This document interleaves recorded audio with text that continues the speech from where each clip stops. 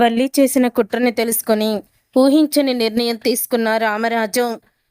వల్లి చేసిన కుట్ర నిజంగానే బయటపడబోతుందా? రామరాజు వల్లి గురించి ఎటువంటి నిర్ణయం తీసుకున్నాడు, ఏం జరిగింది అనేది ఈ వీడియోలో తెలుసుకుందాం. వీడియో నచ్చితే తప్పకుండా లైక్ చేయండి.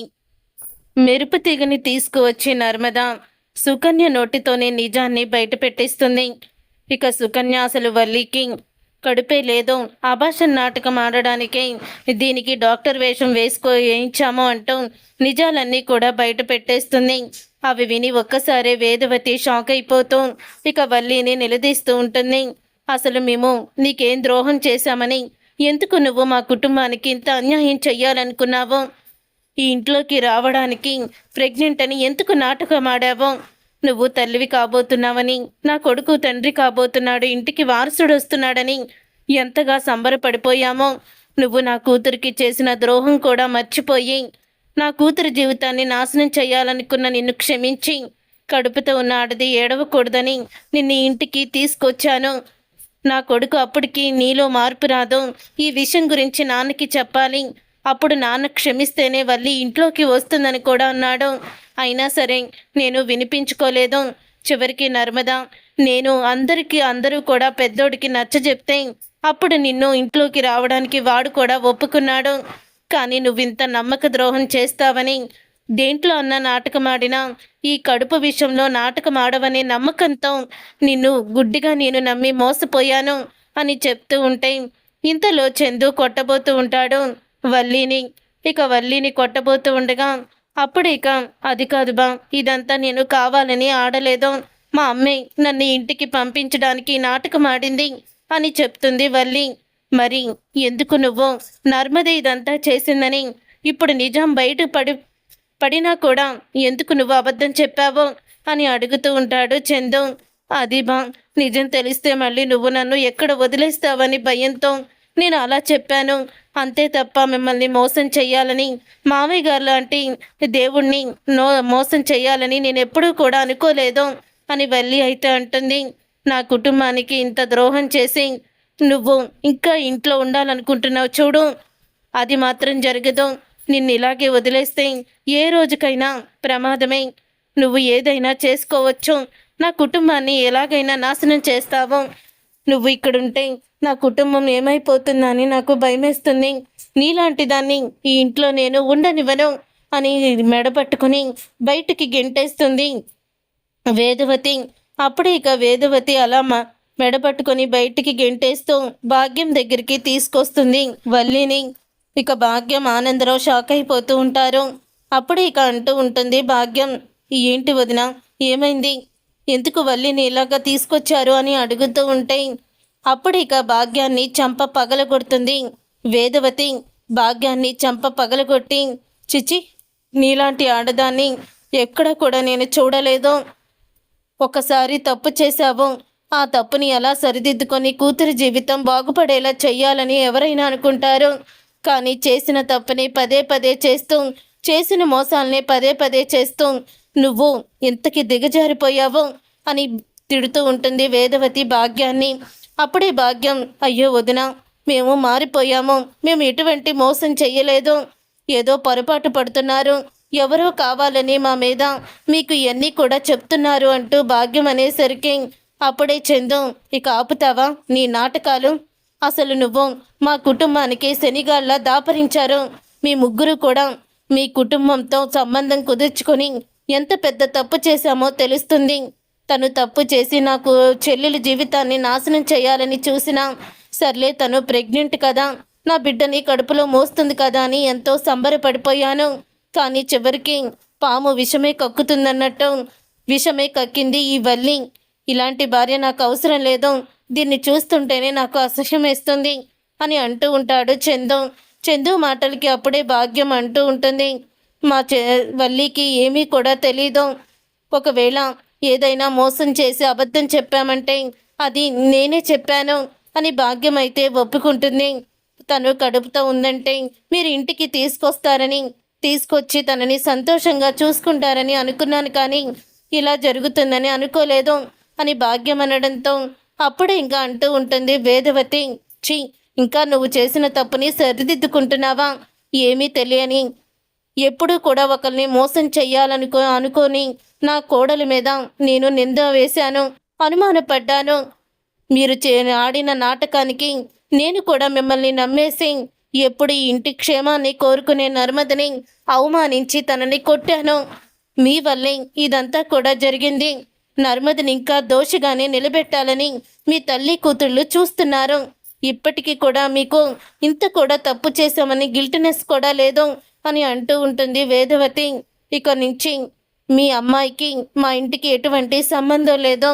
మా పెద్దోడికి వల్లికి విడాకులు ఇప్పిస్తాను అని వేదవతి అయితే షాక్ ఇస్తుంది. ఇక వేదవతి మాటలకి అప్పుడే భాగ్యం, వదిన అంత మాట అనొద్దు. ఇప్పుడు ఈ విషయం మాత్రం అన్నయ్యకి తెలిస్తే అన్నయ్య తట్టుకోలేరు. మీరేమో అన్నయ్యకి చెప్పలేరు. తర్వాత మళ్ళీ వల్లి ఇంటికి రావాల్సిందే కదా అని అంటూ ఉంటుంది భాగ్యం. నాకు తెలుసు మీరు ఎలాంటి వాళ్ళు, ఎటువంటి చిత్తులు వేస్తూ ఉంటారో, ఎటువంటి ఎత్తులు వేస్తారో అన్నీ కూడా నాకు తెలుసు. అందుకని నేను ఒక నిర్ణయానికి వచ్చాను. నేను ఇప్పటి వరకు నా భర్తకి ఇలాంటి విషయాలు చెప్పలేదు, చెప్పాలని కూడా అనుకోలేదు. కానీ ఇప్పుడు మీరు చేసిన పనిని ఖచ్చితంగా చెప్పే తీరుతాను అని వెంటనే వేదవతి రామరాజుకి ఫోన్ చేస్తుంది. రామరాజుకి ఫోన్ చేయడంతో, ఏంటి బుజ్జమ్మ ఎక్కడున్నావో, మీరెవ్వరు ఇంటికాడ లేరేంటి అని అడుగుతూ ఉంటే అప్పుడే ఇక అంటూ ఉంటుంది వేదవతి, మేము వల్లి వాళ్ళ అమ్మ వాళ్ళ ఇంటికి వచ్చాము, మీరు ఇక్కడికి రండి అని ఫోన్ చేస్తుంది. అప్పుడే ఆ మాట విని ఒక్కసారి భాగ్యం వల్లి షాక్ అయిపోతూ ఉంటారు. ఇక రామరాజు ఏమైంది, ఎందుకు అర్జెంటుగా వాళ్ళ ఇంటికి రమ్మంటున్నావని అడుగుతాడు. వచ్చాక చెప్తాను రండి అని వేదవతి అనడంతో అప్పుడే రామరాజు కంగారు పడుతూ ఎవరికి ఏం జరిగిందా అని భయపడుతూ భాగ్యం ఇంటికైతే వస్తాడు. వచ్చిన తర్వాత, ఏంటి బుజ్జమ్మ, ఏంటి ఫోన్ చేసి అర్జెంటుగా రమ్మన్నావు, ఇక్కడ అందరూ బాగానే ఉన్నారు కదా, ఎవరికేమీ జరగలేదు కదా అని రామరాజు కంగారు పడుతూ అడుగుతూ ఉంటే, చూసావు కదా నేను ఫోన్ చేస్తే ఎవరికే ఏదో జరిగిందేమని భయంతో వచ్చాడు నా భర్త. కుటుంబం అంటే అంత ప్రేమ, అలాంటి నా భర్తని మోసం చేయడానికి మీకు మనసు ఎలా ఒప్పింది, నా కుటుంబాన్ని నాశనం చేయడానికి అసలు మీరు మనుషులేనా అని అడుగుతుంది వేదవతి. ఏమైంది బుజ్జమ్మ, ఎందుకు వాళ్ళని అలా తిడుతున్నావు, మన కుటుంబానికి ద్రోహం చేయడం ఏంటి అని రామరాజు అడుగుతూ ఉంటాడు. అప్పుడే ఇక ఎవరు ఏమీ సమాధానం చెప్పలేకపోతూ ఉంటే ఇక వేదవతి వీళ్ళని ఇలా వదిలేస్తే రేపటికి ఎంతకైనా తెగిస్తారని భయంతో ఇక వేదవతి జరిగిందంతా చెప్తుంది. వీళ్ళు ముందు నుంచే కోటీశ్వర్లు కాదు, నాటకమాడి మన ఇంటికి కోడలుగా పంపించారు వాళ్ళ కూతుర్ని అని జరిగినవన్నీ కూడా చెప్తుంది. ఇప్పుడు కూడా అమూల్య విషయంలో ఈ వల్లి చేసిన పనులకి పెద్దోడు వల్లిని పుట్టింట్లో దింపేశాడు. ఆ తరువాత వల్లిని పుట్టింట్లో నుంచి అత్తగారింటికి పంపించడానికి ప్రెగ్నెంట్ అనే నాటకం ఆడారండి అని నిజాన్ని బయట పెడుతుంది వేదవతి. అంటే నిజంగా వల్లి ప్రెగ్నెంట్ కాదా అని అడుగుతాడు. లేదండి, నిజంగా వల్లి ప్రెగ్నెంట్ కాదు, కానీ వీళ్ళు నాటకం ఆడారు, నాటకమాడి మనల్ని ఫూల్స్ చేశారు అని చెప్తూ ఉంటే ఆ మాట విని ఒక్కసారి షాక్ అయిపోతూ ఉంటాడు రామరాజు. ఇక షాక్ అయిపోతూ, ఏంటి తన కడుపు నాటకమా, నిజం కాదా, మరి ఆ రోజు డాక్టర్ తనకి యాక్సిడెంట్ అవడం వల్ల అబార్షన్ అయిందని చెప్పింది కదా అని అంటూ ఉంటే, అబార్షన్ అయినట్టు వీళ్ళు నటించారండి, ఆ డాక్టర్ కూడా నిజమైన డాక్టర్ కాదు, తను ఫేకు, వీళ్ళు చెప్పిన మాటలన్నీ కూడా నిజాలు కాదు, అబద్ధాలే అని చెప్తూ ఉంటారు రామరాజుకి. అప్పుడే రామరాజు భాగ్యం దగ్గరికి వెళ్ళి, మీకేమన్యాయం చేశామని, ఎందుకు మాకింత ద్రోహం చేయాలని చూశారు, నా కూతురు ఏం ద్రోహం చేసింది, ఆ వెధవతో ప్రేమలో పడేలా చేశారు, ఎందుకు మా కుటుంబాన్ని ఇంత మోసం చేశారు అని నిలదీస్తాడు. మమ్మల్ని క్షమించండి అన్నయ్య గారు, ఇదంతా కూడా మేం చేసిన తప్పులే తప్ప వల్లికి ఎటువంటి సంబంధం లేదు, తను పెళ్లి చెయ్యాలని అబద్ధాల మీద అబద్ధాలు ఆడుతూ జీవితమే అబద్ధంగా మారిపోయింది. కానీ మేము చేసే ప్రతి మోసం చేసిన పనిలో వల్లికి అసలు కూడా సంబంధం లేదు, తనని మాత్రం మీరు కోడలుగా ఒప్పుకోండి, మీకు మేము అదే దండం పెడుతున్నాము అని అడుగుతూ ఉంటారు భాగ్యం ఆనందరావు. అప్పుడే రామరాజు అంటాడు, వల్లి మీరు చేసిన పనికి తనకి శిక్ష పడకూడదు, వల్లి కూడా తప్పు చేసింది, తనకి వేరే శిక్ష ఉంది, కానీ ఇప్పుడు మాత్రం వల్లిని ఇంటికి తీసుకువెళ్తున్నాము, మా ఇంటి దరిదాపుల్లోకి ఎప్పుడు కూడా మా కోడల్ని కలవాలని అనుకోకండి, మా కోడలతో మాట్లాడొద్దు అని నిజాన్ని చెప్తాడు. వార్నింగ్ ఇచ్చినట్టు ఇస్తాడు రామరాజు.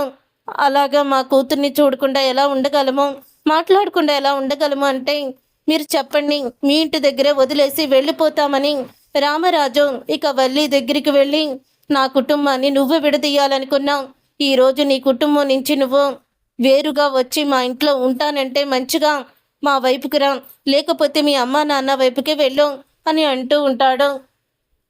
అలా అనేసరికి అప్పుడే ఇక ఆ మాట విని ఒక్కసారే షాక్ అయిపోతూ ఉంటుంది వల్లి. తను ఎటువంటి నిర్ణయం తీసుకోవాలో అర్థం కాదు. చూసారుగా ఫ్రెండ్స్, రాబోయే కథలో ఖచ్చితంగా ఇలాగే జరగబోతుంది. మరి ఇప్పుడు వల్లి రామరాజు పెట్టిన షరతులో ఏ షరతు ఒప్పుకుంటుంది?